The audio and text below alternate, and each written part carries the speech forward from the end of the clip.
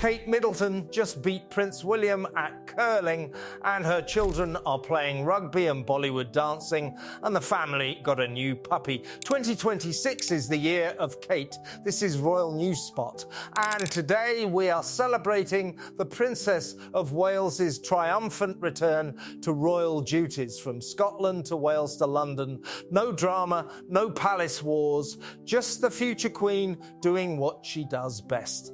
Let me take you through Kate's sweetest moments of 2026 so far. Kate beat William at curling. Let me start with the most delightful image you will picture all day. Prince William and Princess Catherine were in Scotland. The weather was cold, the landscape was stunning, and someone decided it would be a good idea for the royal couple to face off in a friendly curling match. Curling, for those who don't know, is the sport where players slide heavy granite stones across ice while teammates sweep furiously in front of them. It requires precision, strategy, and a lot of shouting. William stepped up. He is competitive. He is athletic. He has spent years playing polo and football. He lost. Kate beat him, fair and square. The photos from that day show Catherine's arms raised in victory. William, standing behind her, is laughing, not frustrated, not annoyed, just genuinely happy for his wife. This is the difference between a secure man and an insecure one. William doesn't need to win. He doesn't need to be the best at everything. He is perfectly happy watching his wife shine. And shine she did. Charlotte is playing rugby in February 2026. Kate visited the England women's rugby team. She watched them train, she spoke to the players, and she revealed something that royal fans had not known. Princess Charlotte, who is 11 years old, is playing rugby at home in the garden, probably tackling her brothers. Kate said, and I quote, "Charlotte is playing rugby at home." Louis is playing touch rugby. Think about that. The future Queen of England standing with elite athletes, casually mentioning that her daughter is getting muddy and tackling people.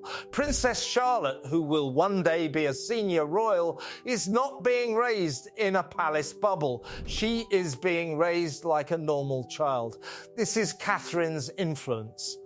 She has always wanted her children to have as normal a childhood as possible, and that includes sports and mud and falling down and getting back up. The rugby players were charmed. One of them later said that Kate was genuinely interested in the sport and knew more than she let on. Of course she did, because Charlotte has been teaching her. Louis would love Bollywood dancing in April 2026. Kate visited the Sony music studios in London. She was there to learn about the impact of music on children's mental health.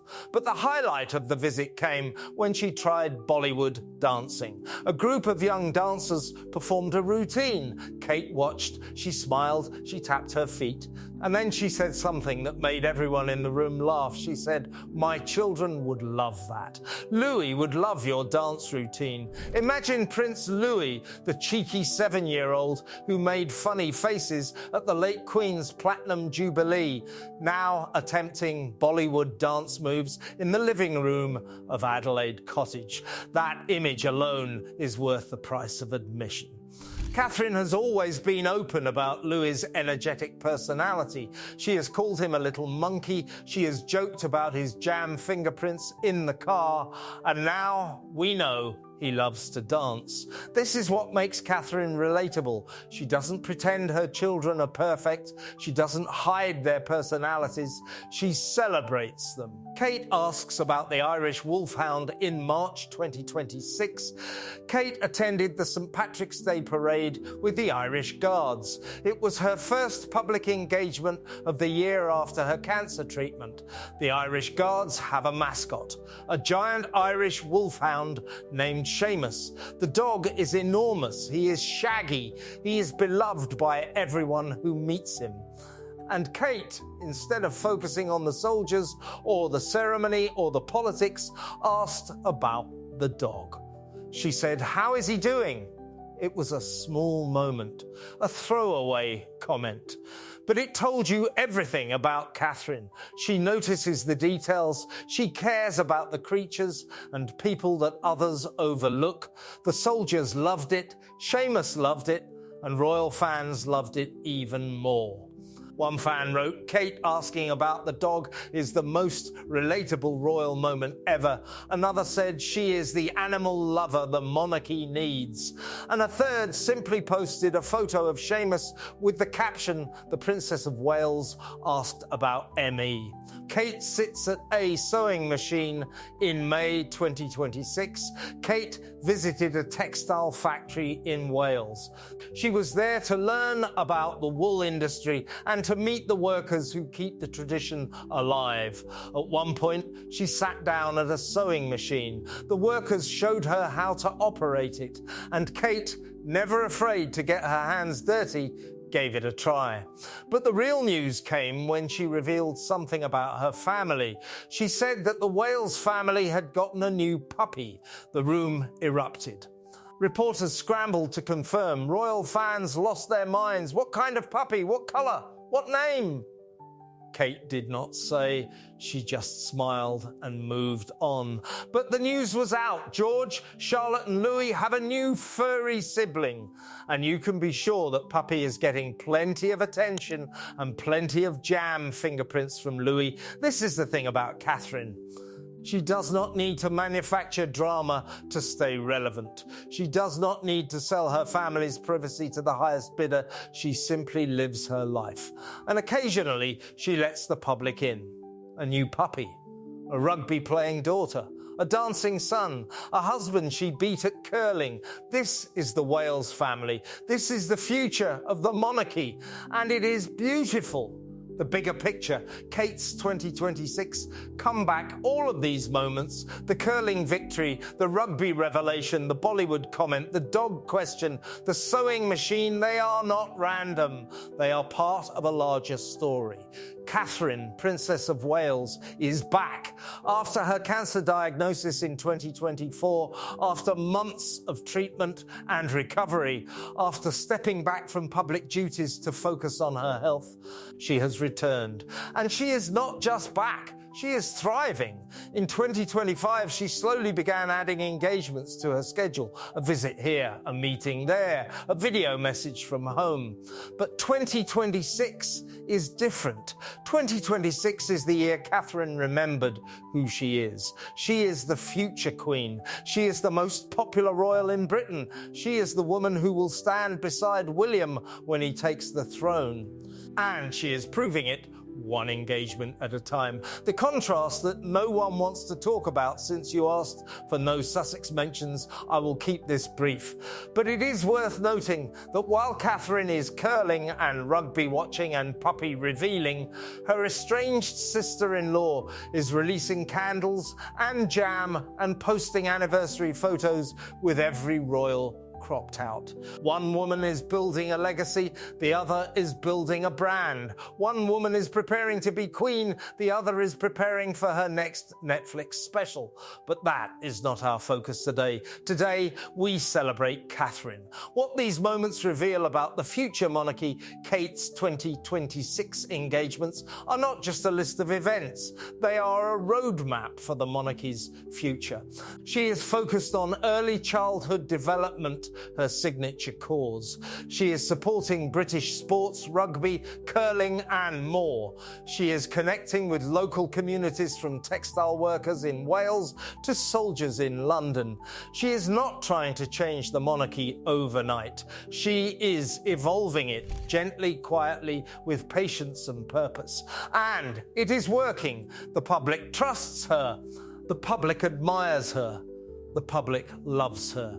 In a YouGov poll from early 2026, Catherine was rated the most popular royal in Britain. 68% of Britons view her favourably. That is higher than William, higher than Charles, higher than anyone. She did not achieve that by selling candles. She achieved it by showing up, by doing the work. by caring about a giant Irish wolfhound named Seamus. Kate's secret weapon, if you have been paying attention, you have noticed a pattern.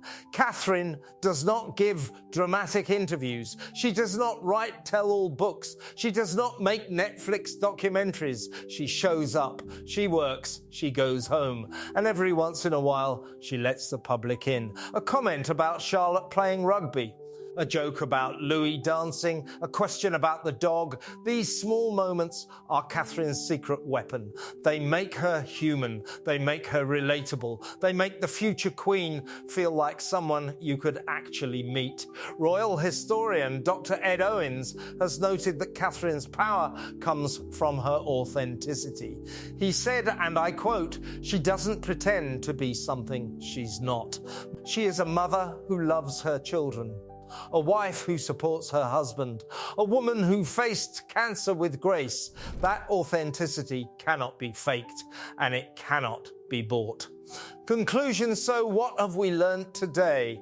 Kate Middleton beat Prince William at curling. Princess Charlotte plays rugby. Prince Louis loves Bollywood dancing. The Wales family got a new puppy.